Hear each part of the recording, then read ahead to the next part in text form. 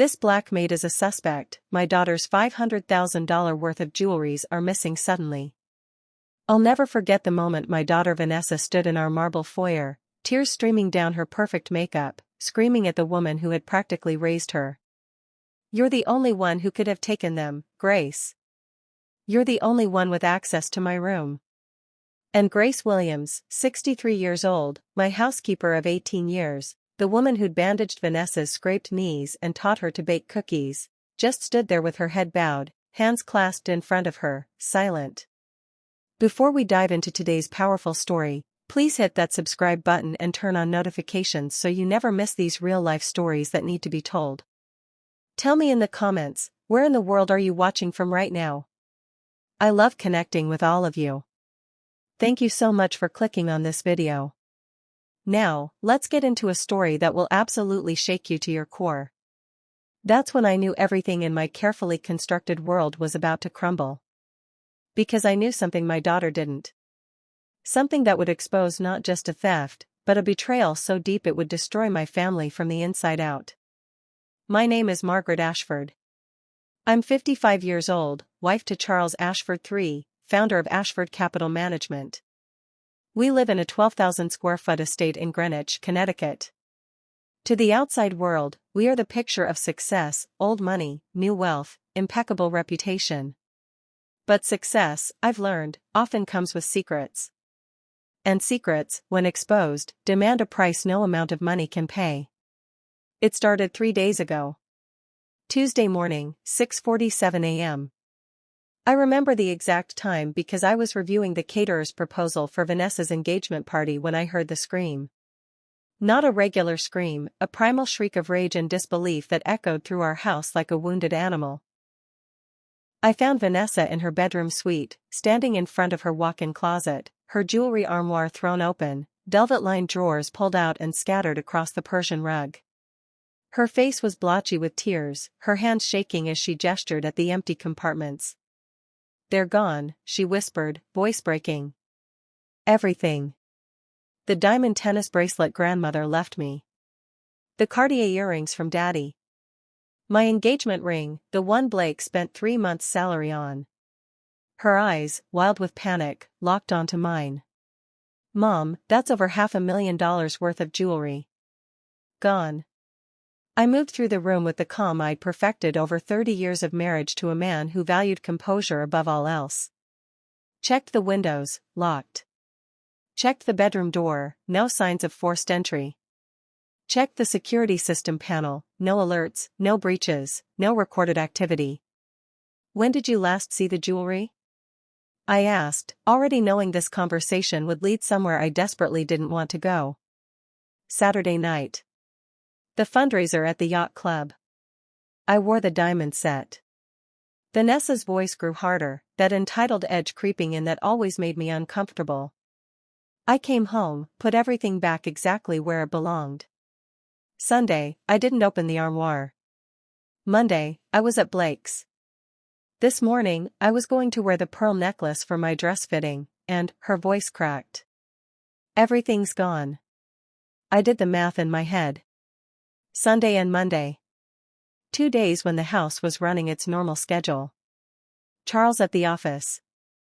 Me at my charity committee meetings. And Grace was here, cleaning, organizing, doing what she'd done faithfully for 18 years. Vanessa's eyes narrowed, following my train of thought. Grace was here alone both days. Vanessa. Don't defend her, Mother. My daughter's voice took on that cold tone she'd inherited from her father. I know you have some sentimental attachment because she's worked for us forever, but let's be realistic. Who else could it be? She has keys to everything. She knows the security codes. She knows exactly where I keep my jewelry. Grace would never. Wouldn't she? Vanessa pulled out her phone, fingers flying across the screen. Do you know what housekeepers make? Maybe 30,000-40,000 a year? And we parade around in jewelry worth more than she'll earn in her entire lifetime. You don't think that creates temptation? The ugly truth of what my daughter was saying, not the accusation against Grace, but the casual cruelty of it, made my stomach turn. But before I could respond, Charles appeared in the doorway, still in his suit from an early meeting, his silver hair perfectly styled, his expression already calculating. "What's the problem?" His CEO voice, the one that moved millions in board meetings. Vanessa explained in clipped sentences. Charles listened without interruption, his face revealing nothing. When she finished, he pulled out his phone. "I'm calling Detective Morrison. We'll need to file a report for the insurance claim." He looked at me, and something in his eyes made my blood run cold. "Margaret, where's Grace?" "Downstairs, I assume. Preparing breakfast. Tell her to come to my study. Don't let her leave the property." The command in his voice wasn't for a trusted employee of 18 years. It was for a suspect. I found Grace in the kitchen, humming softly as she arranged fresh flowers in a vase, sunflowers, because she knew they were my favorite. At 63, Grace moved with the careful deliberation of someone whose body ached but whose pride wouldn't allow her to show it. Her gray hair was pulled back in a neat bun, her uniform pressed, her dark skin showing the lines of a life lived in service to others. "Grace," I said, and something in my tone made her turn, the happiness draining from her face. "Mrs. Ashford? What's wrong?" "Charles needs to see you in his study. Now." Her hand stilled on the flowers. "Is this about Miss Vanessa's jewelry?" My heart sank. "You know about that?" I heard her screaming. Grace's voice was steady, but I saw fear flicker in her eyes, the kind of fear that comes from knowing you're about to be accused of something you didn't do, and that the accusation itself might be enough to destroy you. "Mrs. Ashford, I didn't take anything. I swear on my mother's grave." "Then you have nothing to worry about." The words felt hollow even as I said them. Because I knew Charles. I knew Vanessa. And I knew that in their world, accusation and guilt were often the same thing. The scene in Charles's study is burned into my memory. Grace standing in the center of the room, hands clasped, shoulders back, dignity in the face of humiliation. Charles behind his mahogany desk, Detective Morrison in the leather chair to his right, taking notes. Vanessa perched on the arm of the sofa, arms crossed, eyes hard. And me, standing by the window, watching my family destroy a woman who'd been more of a mother to my daughter than I'd ever managed to be. "Grace," Charles began, his tone deceptively gentle, "you understand that Vanessa's jewelry has gone missing. Over $500,000 worth." "Yes, sir." "You were in the house alone on Sunday and Monday." "Yes, sir." "Mrs. Ashford was at her committee meetings." "You were at work." "Miss Vanessa was with Mr. Blake." "Do you have access to Vanessa's bedroom?" "Yes, sir. I clean it twice a week. Mondays and Thursdays." Detective Morrison leaned forward. "Ms. Williams, do you know the location of the jewelry armoire?" "Yes." Grace's voice never wavered. "It's in Miss Vanessa's closet. But I never touch it. Miss Vanessa doesn't like anyone handling her jewelry. She's very particular about that." "Yet you know where it is," Vanessa interjected, her voice sharp. "You know the code to my room. You know my schedule. You knew I'd be gone. Miss Vanessa, I've worked for your family since you were 4 years old. I've never stolen anything. There's always a first time." Vanessa's voice dripped with disdain. "Especially when the temptation is $500,000. I watched Grace's face. Saw the moment the words landed. Saw 18 years of loyalty, of early mornings and late nights, of scraped knees bandaged and homework helped, of birthday cakes baked and teenage tears dried, saw all of it reduced to this single moment of accusation based on nothing more than opportunity and the color of her skin. "Grace," Detective Morrison said, pulling out a tablet, "I need to ask you some questions. Do you consent to a search of your belongings and your home?" The room fell silent. This was the moment. If Grace refused, she'd look guilty. If she consented, they'd tear apart her life looking for evidence that didn't exist. Grace looked at me. Just looked at me. And in her eyes, I saw a question. "After 18 years, do you believe him or do you believe me?" I opened my mouth to speak, but Charles cut me off. Grace, if you have nothing to hide, you'll consent to the search. We can resolve this quickly and quietly. But if you refuse, he let the threat hang in the air. I consent, Grace said quietly. Search whatever you need to search. I didn't take Miss Vanessa's jewelry. The next 3 hours were a nightmare. Police searched Grace's small apartment above the garage, the one we provided as part of her compensation. They went through her belongings with latex gloves and evidence bags. They photographed everything. They questioned her about her finances, her family, her friends. And they found nothing. No jewelry. No evidence. Nothing. But absence of evidence isn't innocence in the court of public opinion. Especially when the accused is a black domestic worker and the accusers are a wealthy white family in Greenwich, Connecticut. By evening, Detective Morrison was in Charles's study again, this time with a somber expression. Mr. Ashford, I'll be honest. We have no evidence. Ms. Williams's apartment is clean. Her bank accounts show no unusual deposits. There's no indication she sold or pawned anything. Without evidence, I can't make an arrest. What are you saying? Vanessa's voice rose. You're just going to let her get away with it? I'm saying we have no proof she took anything. Morrison closed his notebook. I'll keep the case open. If the jewelry turns up at a pawn shop or online marketplace, we'll pursue it.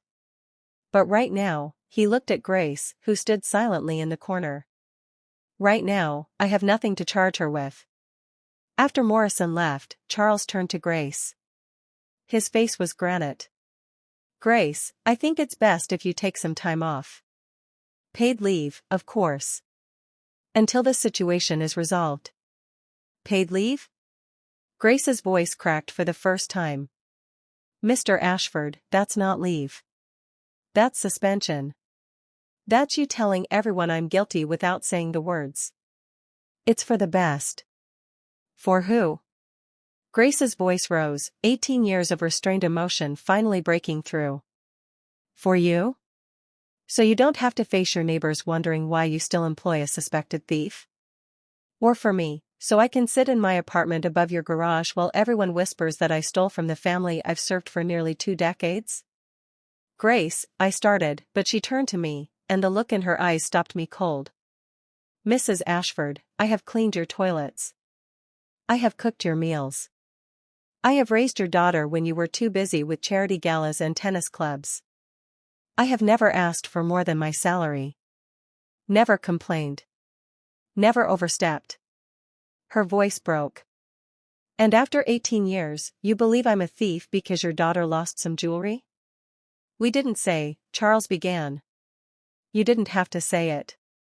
Grace pulled off the apron she always wore. The one with our family monogram embroidered on the pocket. She folded it carefully, placed it on Charles's desk. I resign. Grace, don't be hasty, I reached for her arm, but she stepped back. No, Mrs. Ashford. I'm done. I won't work for people who think so little of me. She looked at Vanessa, and there were tears in her eyes now. I changed your diapers, Miss Vanessa. I taught you to tie your shoes. I sat with you when you had nightmares. And this is what you think of me? Vanessa's face reddened, but her voice stayed cold. If you didn't take the jewelry, then where is it? Grace turned without answering and walked out of the study. I heard her footsteps on the stairs. Heard her moving around in her apartment above the garage. And 30 minutes later, heard her old Toyota pull out of our driveway for the last time. That was 3 days ago. And in those 3 days, our carefully constructed world has started to crack in ways I never anticipated. The morning after Grace left, I went to Vanessa's room to check on her. Found her standing in her closet, staring at something on the floor behind a stack of shoe boxes. Her face was white. Mom, she whispered. Oh God, Mom. I pushed past her and looked. There, wedged behind the boxes, partially hidden by a fallen evening gown, was a velvet jewelry box. Vanessa's jewelry box. The one that had been stolen. Inside was every piece. The diamond tennis bracelet. The Cartier earrings. The engagement ring. Everything. I don't understand, Vanessa breathed. I looked everywhere. I swear I looked. But I understood. I understood perfectly. Because I'd watched my daughter that morning 3 days ago, watched her theatrical display of grief and rage. Watched her immediately point to Grace without considering any other possibility. And I realized something I'd been avoiding for years. I'd raised a daughter who was so accustomed to being the victim of her own carelessness that she'd rather destroy an innocent woman than admit she'd simply misplaced something. "You're going to call Detective Morrison," I said, my voice cold. "You're going to call him right now and tell him you found the jewelry. And then you're going to apologize to Grace." "Mom, I didn't mean, it was an honest mistake." "Was it?" I turned to face her, and for the first time in years, I didn't see my daughter. I saw a spoiled woman-child who'd been given everything and learned to value nothing. "Was it honest, Vanessa? Because from where I'm standing, you looked for about 5 minutes before you decided to accuse the help." "Don't make this about race, Mother." "Then what should I make it about?" My voice rose despite myself. "Grace is gone. Her reputation is destroyed." "And why?" "Because you couldn't be bothered to look behind a shoebox before you accused her of theft?" Vanessa's face crumpled, and for a moment, I saw the little girl she'd been, the one Grace had comforted after nightmares. "I'm sorry. I'll call her. I'll explain." But even as she said it, I knew. Some damage can't be repaired with apologies. Some accusations, once made, can't be taken back. Grace's name would always carry the shadow of suspicion in certain circles. And our family's shame would follow us in others. Detective Morrison took the call with professional detachment. "These things happen, Mrs. Ashford. Glad the jewelry was recovered. I'll close the case." "What about Grace? What about clearing her name?" A pause. "Ms. Williams was never formally charged, ma'am. Technically, her name doesn't need clearing. But we both knew better. In the world of Greenwich estates and country clubs, never formally charged was just another way of saying, got away with it." I tried calling Grace. Her phone went straight to voicemail. I drove to her sister's house in Stamford. She'd mentioned it once, years ago. Her sister answered the door, saw my face, and before I could speak, said, "She doesn't want to see you, Mrs. Ashford." And I can't blame her. "Please, I just want to apologize." "Apologize?" Grace's sister's laugh was bitter. "You think an apology fixes this? Grace has worked in domestic service for 40 years. 40 years of building a reputation as honest, reliable, trustworthy. And you destroyed it in one afternoon." She started to close the door, then paused. "You know what Grace told me? She said she knew how it would go the moment your daughter started screaming. She said she's been waiting 18 years for the day when being black and being in a rich white house at the wrong time would be enough to make her guilty. And she was right." The door closed. I stood there on the steps of a modest Stamford home, a wealthy white woman who'd just learned that all her liberal politics and charity donations meant nothing when it came to the moment of truth. When push came to shove, I'd stood silent while my family destroyed an innocent woman. And silence, I've learned, is its own form of betrayal. That was yesterday. Today, I drove to Greenwich Savings Bank and withdrew $75,000 in cash. Charles doesn't know. Vanessa doesn't know. I put it in an envelope with a letter. "Dear Grace, no amount of money can repair what my family did to you.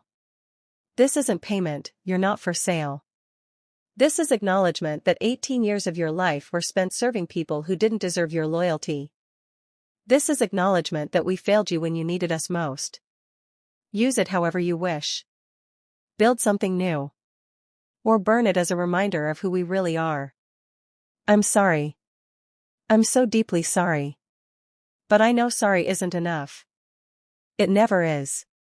Margaret Ashford **. I delivered it to her sister's house. Left it on the doorstep with my business card. I don't know if Grace will take it. I don't know if she'll read the letter. I don't know if she'll ever forgive us.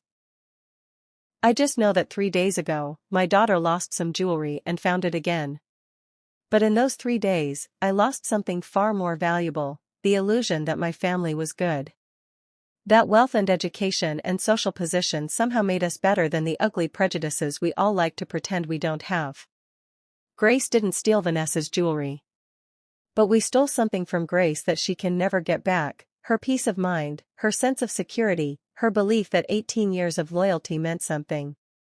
And the worst part? I know families like ours do this every day.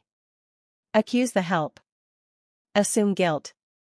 Let suspicion destroy lives. And then we go back to our charity galas and our liberal politics, convinced we're good people because we donate to the right causes and say the right things at dinner parties. But when it matters, when it really matters, we show who we are. And who we are as people who'll sacrifice Grace Williams without a second thought to protect our own comfort, our own image, our own illusions of innocence. My daughter's jewelry is safe in her closet. $500,000 worth of stones and metal. Grace is gone.